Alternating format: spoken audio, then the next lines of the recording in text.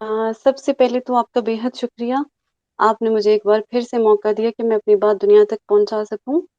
मेरा नाम नरगिस फयाज है। मेरा ताल्लुक बलूचिस्तान की दारुल हुकूमत क्वेटा से है, जहां मैं अपने दीगर खानदान के साथ रहती हूँ। 30 अगस्त की रात पाकिस्तानी सिक्योरिटी एहलकार, जिनमें पुलिस, एफसी, एटीएफ और सादा लिबास पहने लोग हमारे घर के अंदर दाखिल हुए और मेरे शरीक हयात फयाज अली, जिनकी उम्र 26 साल है, उनको अपने साथ लेकर गए और हमें यही कहा कि उनसे कुछ मालूमात लेकर 1-2 घंटे के बाद उन्हें छोड़ देंगे। लेकिन फयाज की गुमशुदगी को अब 7 माह मुकम्मल हो रहे हैं, वो बाजियाब नहीं हुआ।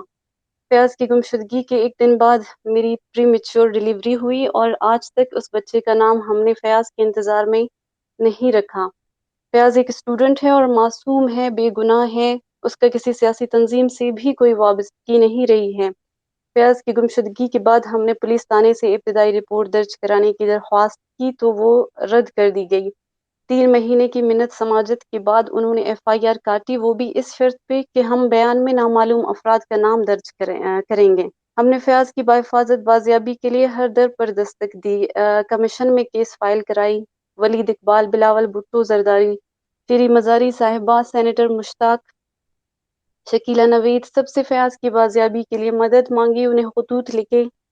मैं हर उस सियासतदान से अपील करती हूँ, चाहे वो बलूचिस्तान का अख्तर मेंगल हो, बिलावल भुट्टो जरदारी हो, महमूद खान अचकजई या फिर मोहसिन दावड़ साहब, कि वो बलूचिस्तान की तरफ देखे।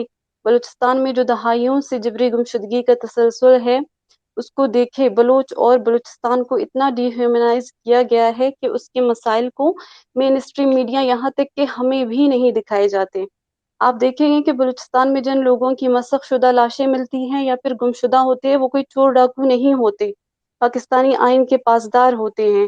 वो तालिब इल्म, स्कॉलर, डॉक्टर्स होते हैं। तलबा को यूनिवर्सिटी से उठा के गायब किया जाता है। हम आईन पाकिस्तान में पढ़ते आ रहे हैं कि शहरियों की जान और माल और इज्जत की तहफ़्फ़ुज़ हुकूमत की बुनियादी जिम्मेदारी होती है। मैं अक्सर ये सोचती हूँ कि आईन पाकिस्तान में हमारी बुनियादी हुकूक क्या है, जो लिखे हुए हैं वो, ये जो मुझे इस वक्त दिए जा रहे हैं वो। आईन पाकिस्तान आर्टिकल 9 में लिखा है कि किसी शख्स को उसकी जिंदगी या आज़ादी से महरूम नहीं किया जा सकता जब तक कानून इसकी इजाज़त ना दे। तो मैं क्या समझूं कि जिबरी गुमशुदगियों की इजाज़त क्या ये मुल्क, ये रियासत और इसकी जिम्मेदारान ने दी हुई है?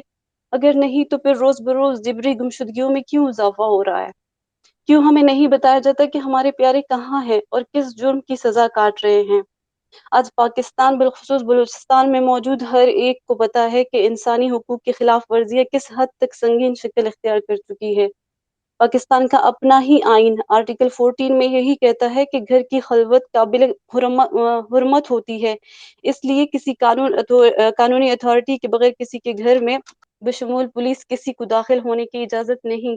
तो फिर हमारे घरों में ये लोग नामालूम हो कि क्यों क्यों बिला इजाजत घुस आते हैं और हमारे प्यारों को महीनों सालों तक लापता कर देते हैं। मैं इस मुल्क से, हुक्काम बाला से ये पूछना चाहती हूँ, आखिर कौन है ये नामालूम अफराद? कहाँ से आते हैं हमारी खुशियों को, हमारे घरों को बर्बाद करने के लिए, हमें बेसहारा करने के लिए?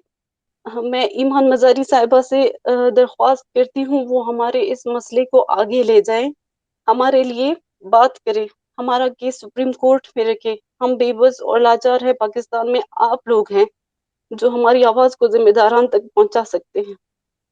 आप भी एक बलूच हैं, आपसे ज्यादा हमारा दर्द, हमारी तकलीफ कोई नहीं समझ सकता। आप कुछ करें हमारे लिए। आप लोग ही हैं हमें रास्ता, आप लोग ही हमें रास्ता दिखाएं, हमें बताएं कि हम क्या करें, कहाँ जाएं।